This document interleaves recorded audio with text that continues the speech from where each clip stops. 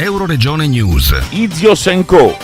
Dalla musica classica al country, Fabrizio Furci, perché questo gruppo? Dopo che abbiamo visto un film assieme, un film di un grande attore, Jeff Bridges, il grande Lebowski, si narra la storia di un countryman sul finire della carriera che è alle prese con i problemi di tanti musicisti del Nord America, insomma, alle prese con problemi di soldi, di donne, di alcol, di fumo, insomma, questa è ovviamente una storia. E abbiamo iniziato così, suonando la colonna sonora di questo film, e da lì è nato tutto.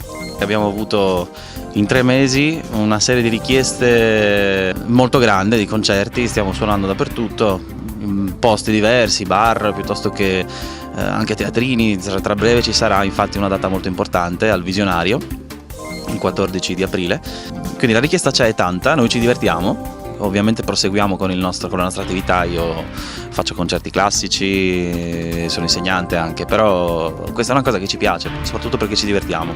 Dal Medio Friuli per Euroregione News, Marco Mascioli. I nostri servizi sono disponibili su internet all'indirizzo www.euroregionenews.eu.